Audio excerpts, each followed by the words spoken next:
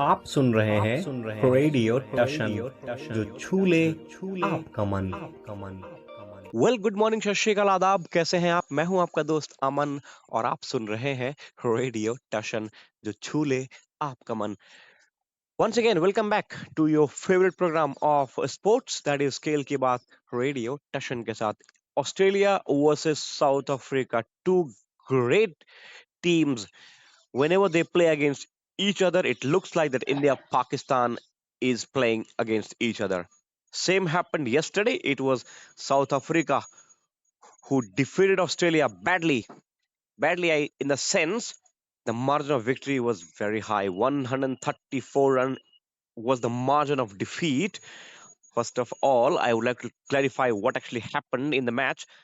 South Africa won the toss and they have decided to bat first. There was some changes as Ramkishanji discussed yesterday. Tabrez Shamsi was in the team. So it's great, what I can say. Predictions of our panels, whatever they discuss, it actually being employed. So it's great for all of us. So Africa batted first, scored 311 runs for the loss of how many wickets? 7. 7 wicket. Yes, 7 wicket. In reply, Australia dismissed on 177, if I'm not wrong, in 39.5 overs, right? Or 40.1 over maybe. So ye kuch raha. And Quinton de Kock was the man who got his 106 runs, I think, of 109 balls. जी 109 106 balls. 109 of 106 ball. Okay, जी. he hit some sixes as well. So, welcome back in the show Ramakrishna ji. आप अकेले हैं आज, मैं और आप दो ही लोग हैं, समृद्ध जी है नहीं। इसमें बदलाव होते रहते हैं, कभी वो कभी मैं कभी आप। तो कल का शो आप दोनों लोग करेंगे, ये पहले से तय है। तो दर्शकों को सुनने की आवाज उनकी मिल जाएगी। खैर, कहिए, साउथ अफ्रीका ऑस्ट्रेलिया, हम लोग तो ऑस्ट्रेलिया कह रहे थे।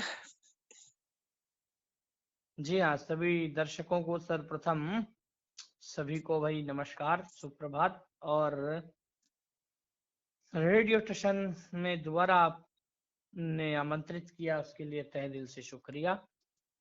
अब हम शुरुआत करते हैं। बीते दिन जो मैच खेला गया, वो मैच लखनऊ के स्वर्गीय अटल बिहारी वाजपेयी भारत रत्न इकाना स्टेडियम में खेला गया। तो किसी को भी इसकी पिच का अंदाजा नहीं था, मगर लोगों ने अपने वही पास्ट सोच को मन में रखते हुए जैम्पा शमशी को खिलाया उन्होंने। मैं कह रहा था शमशी को खिलाना चाहिए, शमशी को खिलाया जरेल कुवेंसी की जगह। और वहां पे स्टोनिस को भी मैं कह रहा था खिलाना चाहिए, खिलाया ग्रीन की जगह। और जॉश इंग्लिश को भी मैं कह रहा था खिलाना चाहिए, कैरी की जगह खिलाया। हुआ क्या, टॉस जीत के फील्डिंग का फैसला दक्षिण अफ्रीका ने किया, ऑस्ट्रेलिया ने किया, यानी कप्तान पैट कमिंस ने। बहुत जबरदस्त शुरुआत, टिम्बा बबूमा और एक क्लैरिफिकेशन जरूरी था। अफ्रीका ने टॉस जीता अच्छा था या ऑस्ट्रेलिया ने, इस बात को लेके थोड़ा सा वो था। नहीं, बहरहाल आपने बताया ऑस्ट्रेलिया ने टॉस ऑस्ट्रेलिया जीत ने के पहले जीता फील्डिंग है। की। आई जस्ट हाँ, थॉट कि अफ्रीका टॉस जीत के बैटिंग कर रहा था। नहीं, पैट कमिंस ने टॉस जीता, पहले क्षेत्र रक्षण करने का फैसला किया, क्योंकि ज्यादातर टीमें टॉस जीत के फील्डिंग करने वाली टीमें मैच जीतती रही हैं। लेकिन लखनऊ में ऐसा होता नहीं है। लखनऊ में आपको याद होगा गुजरात टाइटंस का वो मैच, जिसमें कि लखनऊ चेज नहीं कर पाया था स्कोर को। तो वही चीजें विद्यमान रही।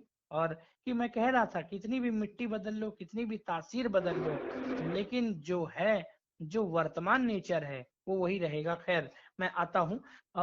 टॉस जीत के फील्डिंग करने का फैसला ऐसी बेजान तो नहीं कह सकते, लेकिन ऐसी पिच पे जिसमें कि बाद में थोड़ी मदद बढ़ जाती है, तो मेरे हिसाब से ठीक नहीं था फैसला। और शुरुआत बहुत जबरदस्त शुरुआत, 108 पे पहला विकेट गिरा। टिम्बा बबूमा 55 गेंदों में 35 रन संघर्ष कर रहे थे लगातार, और अंत में टिम्बा बबूमा को जाना पड़ा। उसके बाद डिकॉक ने एक तरफ से मार धाड़ जारी रखी, और 3 नंबर पे आए रासी वेंडरडसन। जब अपना रुख तैयार करने लगे, जब आक्रामक शैली तैयार कर ही रहे थे, तभी एक और झटका लगा। हाँ, 30 गेंदों में 26 रन बना के आउट हुए रासी वेंडरडसन। आए माकरम। माकरम का जलवा वैसा ही चला जैसे जलवा उनका चलता है। 44 गेंदों में 56 रन बनाए एडम माकरम ने। वहीं पे डिकॉक भी आउट हो गए। फिर थोड़ी ट्रेवल में पारी फंसी। हेनरी क्लासेन ने 27 गेंदों पे 29 रन की पारी खेली। डेविड मिलर ने 13 गेंदों में 17 रन बनाए, और वहीं मार्को यानसन ने बहुत बढ़िया पारी खेली भाई। 26 गेंदों में 30 रन बनाए मार्को यानसन ने, और 7 विकेट के नुकसान पे रन बने 311 रन। एक समय लग रहा था 40 ओवर की समाप्ति पे 232 रन थे, उस हिसाब से कुछ 20-30 रन कम बने। खैर, जवाब जैसा देना चाहिए था, हम लोग लग रहा था कि एक अच्छी शुरुआत होगी, ऐसा हुआ नहीं। और कोई खास रन बना ही नहीं पाया। 6 विकेट तो 60-70 पे ही 6 हो गए थे। फिर एक साझेदारी मिचेल स्टार्क और मार्नस लगुशेन के बीच हुई। लगुशेन हाईएस्ट रन गेटर रहे, उन्होंने 46 रन बनाए 74 गेंदों में। मार्नस लगुशेन के बाद मिचेल स्टार्क ने 27, पेट कमिंस ने भी लगभग 27-28 रन बनाए। और खास कुछ हुआ नहीं। ऑस्ट्रेलिया 177 रनों पे ढेर हो गया, और 134 रनों से विशाल जीत दर्ज की दक्षिण अफ्रीका ने। और ऑस्ट्रेलिया के लिए कहीं ना कहीं अब जो मैच होगा वो डू एंड डाई मैच होगा, मैं मानता हूं, क्योंकि 2 मैच वो हार चुका है। विकेट टेकर की मैं बात जरूर करूंगा। जो जब अफ्रीका की बैटिंग चल रही थी, वहां पे मिचेल स्टार्क ने 2 विकेट लिए। 2 विकेट लिए मैक्सवेल ने, और हेजलवुड, जैम्पा और पेट कमिंस ने एक एक विकेट लिया, यानी 7 विकेट गिरे थे वहां। वहीं 10 विकेट गिरे जब ऑस्ट्रेलिया के। वहां पे अफ्रीका की टीम से यदि मैं बात करूं गेंदबाजी में, तो 2 विकेट 2 विकेट मिले ये तवरेश शमशी को, यदि मैं गलत नहीं हूं। और 2 ही विकेट मिले मार्को यानसन को भी 2 विकेट मिले, और 3 विकेट मिले आपके करगिसो रबाडा को, और इंगिडी को 1 विकेट मिला। महाराज को भी शायद 2 विकेट मिले। मेरे हिसाब से यही है, एक बार आप चेक कर लीजिए विकेट टेकिंग ऑप्शन क्या हुआ है। चलिए वो बताते रहेंगे, बीच में हम बता देंगे कहीं भी। वैसे ये इतना जरूरी है भी नहीं, क्योंकि विकेट गिर गई, ठीक है, ऑस्ट्रेलिया जीत हार गया मैच। मैं बीच में बता दूंगा अगर कुछ आपने गलत बताया हुआ तो, नहीं तो मैं कुछ बोलूंगा नहीं। ठीक है, तो आप समझ लीजिएगा कि मैं ठीक ट्रैक पे चल रहा हूँ अपने आप को। खैर, ये ऑस्ट्रेलिया को हुआ क्या है वर्ल्ड कप में, इतनी खतरनाक टीम होती है ऑस्ट्रेलिया, मतलब किसी के भी छक्के छुड़ा दे। और आजकल क्या हो गया ऑस्ट्रेलिया को, क्या डेवलपिंग फेज चल रहा है, ये कहना तो गलत होगा, क्योंकि ऑस्ट्रेलिया एक सुसज्जित टीम है, सशक्त टीम है, और वेल इक्विप्ड टीम है। तो फिर ऐसा क्या हो गया आजकल? मुझे लगता है, जो मेरी अपनी सोच है वो ये है कि ऑस्ट्रेलिया या जो भी टीम हो, यदि परफॉर्मेंस नहीं आती, तो अल्टीमेटली आपको जल्द ही कुछ फैसले लेने चाहिए। आप कितना वेट करेंगे मिच मार्च के साथ, कितना वेट करेंगे? मैं कहता हूं, आप विशुद्ध ओपनर को क्यों नहीं खिला रहे हैं? बार बार ऑलराउंडर के साथ जा रहे हैं, कैमरन ग्रीन, मिच मार्च, ट्रेविस हेड को आपने बाहर बिठा रखा है। मेरे हिसाब से ट्रेविस हेड के साथ आपको जाना चाहिए। उसके बाद कुछ चीजें हैं जो कहीं ना कहीं खराब शॉट, और हाँ, जिसपे मैंने प्रकाश नहीं डाला वो तो बात रही गई मेरी। ऑस्ट्रेलिया क्यों मैच हारी? जब आप 6 कैच छोड़ेंगे तो आप मैच हारेंगे ही, इसके अलावा कोई दूसरा नतीजा आपके साथ होने वाला नहीं है।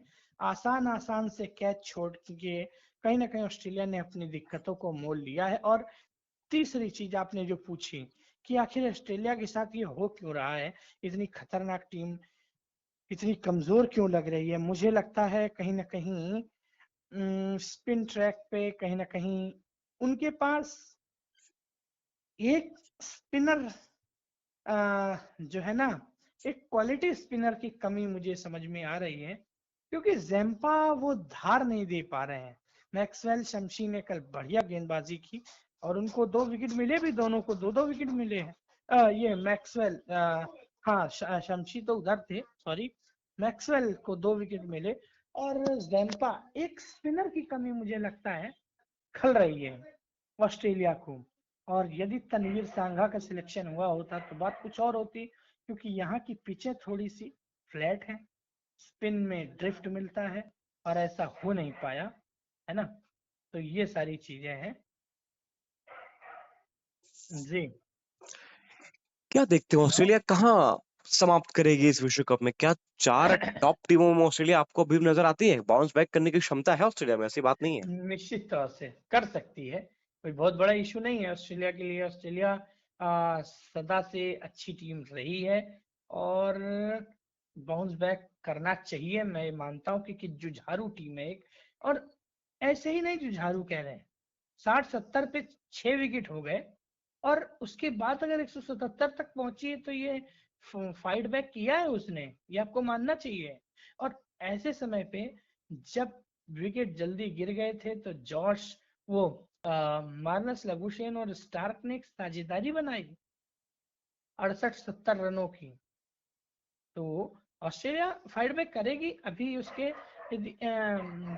7 मैच बचे हैं, जिनमें बांग्लादेश, अफगानिस्तान, नीदरलैंड, 3 मैच तो आसान मैच होंगे और 4 मैच जो होंगे वो श्रीलंका, पाकिस्तान, न्यूजीलैंड और इंग्लैंड, ये 4 मैच होने वाले हैं जी। इसमें से भी मुझे लगता है श्रीलंका का मैच और पाकिस्तान का मैच शायद थोड़ा ऑस्ट्रेलिया लाइटली ले ले। इंग्लैंड और न्यूजीलैंड से टक्कर होगी, जबरदस्त मुकाबले देखने को मिलेंगे वहां पे, दोनों जबरदस्त टीमें हैं। I really hope we will be able to see a great comeback by Australia in the World Cup. Other than that, it will be nothing more than what I can say. क्या शब्द बोलूं? अगर अगर Australia बाहर चली जाएगी तो setback से ज्यादा और कुछ नहीं होगा। It will be a huge upset, West Indies पहले ही बाहर हो गई, विश्व कप में क्वालिफाई नहीं कर पाई, और अगर ऑस्ट्रेलिया बाहर हो गई, जो मुझे लगता है बीते वर्ल्ड कप में या फिर कई पिछले लगातार विश्व कप में ऐसा हुआ नहीं कि ऑस्ट्रेलिया बाहर गई हो, तो ये अपने आप में बड़ा सेटबैक होगा ऑस्ट्रेलिया के लिए। निश्चित तौर से, लेकिन मैं एक भविष्यवाणी करना चाहता हूँ, हालांकि गलत भी हो सकती है।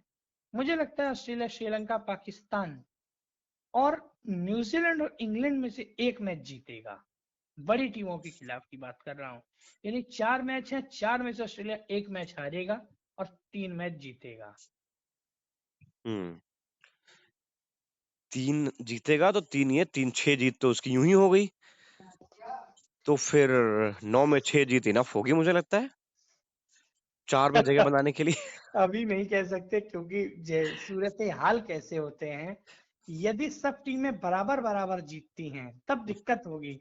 यदि जैसे अभी हाल चल रहा है, अफ्रीका 2 जीत चुका है, यदि अफ्रीका ही 3-4-5-6 मैच जीत जाए तो शायद ऑस्ट्रेलिया को दिक्कत नहीं। ऑस्ट्रेलिया को दिक्कत ये होगी जो अब नए लोग ना जीते मैच, जो जीत रहे हैं आगे बढ़ रहे हैं वही बढ़ते चले जाए, तो ऑस्ट्रेलिया को दिक्कत शायद कम हो। अब जैसे श्रीलंका है, श्रीलंका एक भी मैच नहीं जीता है, तो ऑस्ट्रेलिया चाहेगा वो जीते ही ना। अफगानिस्तान है वो जीते ना, हाँ, हाँ। नीदरलैंड है वो जीते ना, जिसकी संभावना भी कम है, लेकिन क्रिकेट में तो भाई पता नहीं कब क्या हो जाए। मुझे हंसी भी आती है कि क्या कर सकते हैं? हमने खराब खेला है तो हम दूसरे के कंधों पे रख के बंदूक चला कैसे सकते हैं? 6 बिल्कुल। कैच छोड़ना बहुत बड़ी बात है। और वो भी 4 कैच तो उसी के छोड़ दिए उन्होंने बमुआ के। अच्छा, और 2 कैच लास्ट में छूटे। तो अब आप हालाँकि फिर भी एक कंसर्न है बबुआ का फॉर्म मुझे लगता है, बड़ी स्क्रैची इनिंग थी वो। 55 बॉलों पे 35 रन, बड़ी संघर्ष कर स्क्रैची। रहे थे। जी हाँ। Absolutely, it was a struggleful inning, but again, he stayed there on the crease with Quinton de Kock. He played a fantastic knock of over 100 runs. It's another 100, 100 number 12th in the World Cup till now. Only 10 matches have been played till date. And if I talk about today's match, it will be England versus, New Zealand versus sorry, New Bangladesh. Zealand versus Bangladesh. Yes. So Kiwis versus Bangla Tigers. भाई बांग्लादेश की स्थिति अभी जो है, अ, एक match जीता है बांग्लादेश मुझे जी लगता हाँ, है और एक हारा है। अफगानिस्तान से हम्म। जीता है। और एक हारा है, और हारा भी जी हाँ। मैच तो ठीक ठाक तरीके से हारा है। मतलब completely outplayed by the opponent. जी हाँ, इंग्लैंड से आ रहा है वो भी।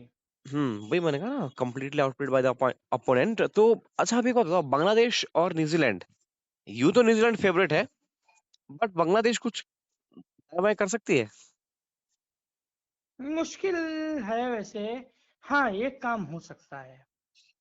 हम्म। यदि बांग्लादेश शुरू में कुछ धीमी शुरुआत करे और बाद में अटैक करे जाके, तो शायद कुछ हो सकता है। अदरवाइज शुरू में ही यदि वो प्रयास करेंगे तो उनको खामियाजा भुगतना पड़ सकता है। और एक और चीज मेरे को ये लगता है कि जो सीनियर क्रिकेटर हैं उनको जिम्मेदारी लेनी पड़ेगी। शाकिब अल हसन, मुशफिकुर रहीम और मोहम्मदुल्लाह जैसे प्लेयर हैं, इनको जिम्मेदारी लेनी पड़ेगी मेरे हिसाब से। यदि आप जिम्मेदारी नजमुल हसन शांतो पे डाल देंगे तो बात नहीं बनेगी। मेहंदी हसन मिराज पे डाल देंगे, बात नहीं बनेगी। मुझे लगता है 3 सीनियर क्रिकेटर हैं, इनको जिम्मेदारी लेनी पड़ेगी। नहीं तो क्यों ना ये कह दिया जाए उन सबों से कि आप अपना नेचुरल गेम खेलिए, संभालने के लिए हम हैं। यानी मैं व्हाटएवर, शाकिबुल हसन, महमूदुल्लाह और मुशफिकुर रहीम, ये लोग जाएं और बोलें। और ये मैनेजमेंट को भी चाहिए, क्योंकि बांग्लादेश को अगर आप अभी भी उभरती हुई टीम में गिनेंगे तो ये मुझे लगता है बांग्लादेश की कामयाबी नहीं है, क्योंकि बांग्लादेश आज से नहीं क्रिकेट खेल रहा है, जमाने से मैच खेल रहा है वो, और हमेशा से टॉप 8 9 10 टीमों में रहा है, ये आपको मानना पड़ेगा। तो अगर अभी भी हम ये कहें जी बांग्लादेशी क्रिकेट तो इवॉल्व कर रही है, तो ये ठीक नहीं होगा, ये उनके प्लेयर्स के अगेंस्ट नाइंसाफी होगी। क्योंकि बांग्लादेश एक अच्छी टीम है, अगर वो सही रणनीति से क्रिकेट खेले तो कई बार उसने भारत को हराया है, कई बार बड़ी बड़ी टीमों को हराया है। हाँ, लेकिन वो कभी कभी कर पाते, इस बात का दुख है। रेगुलर नहीं कर पाती है बांग्लादेश, लेकिन हाँ, बांग्लादेश अपनी सरजमी पे तो बहुत अच्छी टीम है, नो डाउट। हालांकि एशियन सरजमी पे ही खेल रही है वो, तो विकेट्स में कुछ उतना वेयर एंड टेयर है नहीं, कुछ खास फर्क पड़ नहीं रहा है। फिर भी बांग्लादेश पता नहीं क्यों कंडीशंस में अपने आप को अडेप्ट नहीं कर पा रही। खैर, इंग्लैंड अगर पहले बैटिंग करती, मुझे लगता है बेसबॉल क्रिकेट खेलेगी, या फिर न्यूजीलैंड। न्यूजीलैंड, सॉरी, न्यूजीलैंड अगर पहले बैटिंग करती है, आपको क्या लगता है, तेज क्रिकेट खेलेंगे या फिर वो बुद्धिमत्ता का परिचय देंगे आराम आराम से? क्योंकि अगर तेज खेलेंगे तो बांग्लादेश के बॉलर्स भी अच्छे हैं कई, अगर उल्टा पड़ गया दिक्कत हो सकती है ना। मुझे लगता है न्यूजीलैंड कभी भी ऐसी गलती करेगी नहीं। न्यूजीलैंड का स्वभाव है कि पहले आराम से खेलना और बड़ी पारियों में तब्दील करना एक अच्छे स्टार्ट को, जो कि डेवोन कॉनवे सक्षम है इस काम में। खुद उनके कप्तान टॉम लेथम बार बार ये करते आए हैं, और साथ में कुछ विस्फोटक प्लेयर भी उनके पास हैं। रचिन रविंद्रा की मैं बात करूं, या बात करूं मैं डेरिल मिचेल की, या बात करूं मैं जिमी नीशम की भी, तो और साथ में मिचेल सेंटनर से बहुत सावधान रहने की आवश्यकता है। ये आपको नहीं भूलना होगा। अच्छा, विलियमसन के बारे में क्या ख्याल है? कहीं जगह बन नहीं रही है विलियमसन को, और आराम जानबूझ कर दिया जा रहा है कि बड़े मैचेस में उनको खिलाया जा सके। क्या आपको ये नहीं लगता कि अगर अचानक से बड़े मैचेस में खिला दिया जाएगा तो शायद वो नर्वस होंगे, या नर्व्स को कंट्रोल कर पाएंगे? हाँ, निश्चित तौर से मुझे लगता है ये टैक्टिक्स कहीं उनकी उल्टी ना पड़ जाए, है ना। ये उनकी कहीं ना कहीं टैक्टिक उल्टी ना पड़ जाए कि वो सोच रहे हैं अभी विलियमसन को आराम दे दिया जाए, बड़े मैच में ही उतारा जाएगा, बड़े मैचों के बड़े खिलाड़ी हैं केन विलियमसन। लेकिन मुझे लगता है मैच प्रैक्टिस की हर प्लेयर को आवश्यकता पड़ती है और मैच प्रैक्टिस मिलनी भी चाहिए। तो मुझे लगता है आज से बेटर विलियमसन के पास शायद ही कोई मौका हो, तो मुझे लगता है आज विलियमसन को खिलाना चाहिए। लेकिन मुझे लगता है खिलाया भी शायद जाए क्योंकि मैच चेन्नई में है, गेंद फंस के आएगा और आज एक शीट एंकर प्लेयर की आवश्यकता होगी। हालांकि टॉम लेथम भी एक तरफ से पारी को एंकर्ड करते हैं, लेकिन यदि विलियमसन रहेंगे तो शायद उनका टेम्परामेंट, उनकी टेक्निक, उनका अलग ही एक मुकाम है और उन्होंने जो आयाम स्थापित किए हैं, उनके मेरे को तो न्यूजीलैंड टीम में उनके आसपास भी कोई नहीं लगता। हाँ, टॉम लेथम मेरे को उनके उत्तराधिकारी तो लगते हैं, बट हूबहू विलियमसन बनना बड़ा मुश्किल है। सचिन तेंदुलकर को कौन भूल सकता है? क्रिकेट के भगवान कहे जाने वाले सचिन भी रातों की नींद हराम करके प्रैक्टिस करते थे। वो स्ट्रोक मेकिंग, नॉकिंग करना, कौन सा बल्ला सेलेक्ट करना है, किस बॉलर को कैसे खेलना है, वो सोते नहीं थे रात रात भर। चाहे वो पाकिस्तान अपोनेंट रहा हो, ऑस्ट्रेलिया रहा हो, अफ्रीका रहा हो, क्योंकि बीते कुछ वर्षों में ये टीमें नीचे जरूर आई हैं अपने स्तर से, लेकिन उस जमाने में जब सचिन का दौर था 2005, 7, 10 वाला, या 90 के बाद का दौर कह लीजिए आप, तो ये स्वर्णिम दौर था ऑस्ट्रेलिया, वेस्ट इंडीज, अफ्रीका, इन टीमों का।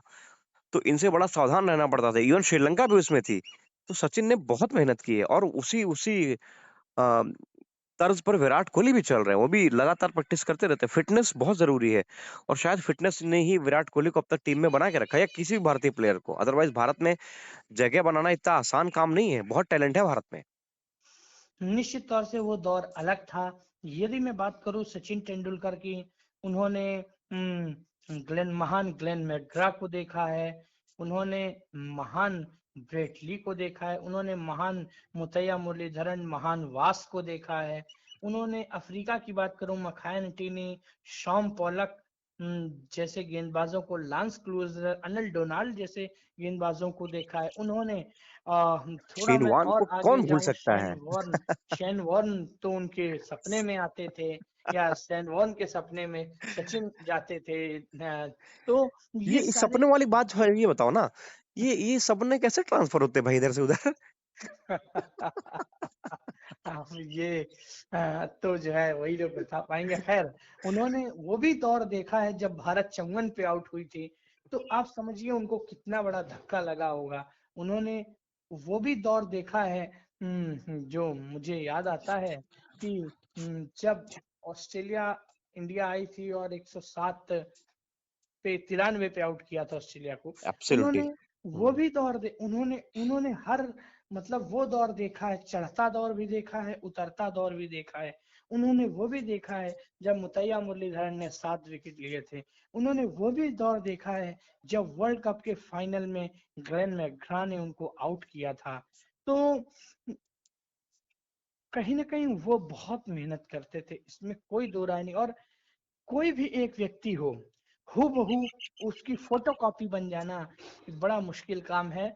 जैसे लोग कहते हैं, पहले कहते थे लिटिल मास्टर सुनील गावस्कर को, मास्टर ब्लास्टर सचिन तेंदुलकर को और चेज मास्टर विराट कोहली को, मगर तीनों ही अपने दौर के एक जो है मास्टर हैं अपने दौर के। लेकिन तीनों में भी बहुत बड़ा फर्क है और तीनों में भी यदि कोई मुझे कहेगा चुनने के लिए, तो मैं महान सुनील गावस्कर को ही चुनूंगा। नहीं, क्यों? एब्सोल्युटली। क्योंकि उस दौर में ना हेलमेट होते थे, उस दौर में टेक्निक भी नहीं होती थी, उस दौर में हमारे पास काफी संसाधन भी नहीं थे। और उस परिस्थिति में माइको मार्शल, एंडी रॉबर्ट्स जैसे गेंदबाजों का सामना किया उन्होंने। तो मुझे लगता है कि कहीं ना कहीं ये तीन अपने अपने सर्वकालिक महान बल्लेबाजों में इनकी गिनती होती। तीनों अपने अपने काल के महान बल्लेबाज माने जाते हैं। जैसे कि इस समय विराट कोहली का सिक्का चल रहा है, जब उनकी फॉर्म नहीं थी तब भी उनके बैट से 30-40 रन तो हर मैच में आते थे, और फिर भी लोग कहते थे फॉर्म में नहीं है, फॉर्म में नहीं है, क्योंकि लोगों को आदत पड़ गई है उनके बिल्कुल 100, एक्सपेक्टेशन। 70, 80, वो लोग ये चाहते हैं 50 से कम तो बनाए ही नहीं कभी भी। यही सचिन के साथ भी तो था। सचिन अगर बेचारा 80 पे भी आउट होता, अरे यार सही नहीं खेला, मतलब हम में और आप में से ही लोग कहते थे, हम खुद भी, अरे यार 100 नहीं हो पाया यार। तो सचिन का जो ऑरा था ना भाई साहब, मतलब यही सीन कल या परसों हुआ था, जब कोहली और राहुल ने वो मैच बचाया, 2 पे 3 हो गए थे। जब हाँ कोहली आउट हुए 85 पे तो लोग अरे यार आउट हो गया, नहीं होना चाहिए था। मुझे लगता है ज्यादा उम्मीदें हम उनसे करने लगते हैं। बिल्कुल।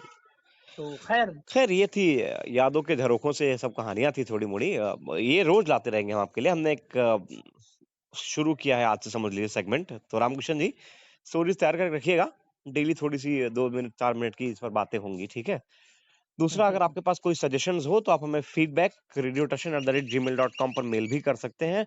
यह सबसे आसान तरीका, आप यूट्यूब पर जाके कमेंट कर सकते हैं। फीडबैक की स्पेल अगर मैं आपको कर दूं तो FEED फीड BAC के back, RADIO radio TASHAN tashan@gmail.com। यह है हमारा ईमेल एड्रेस।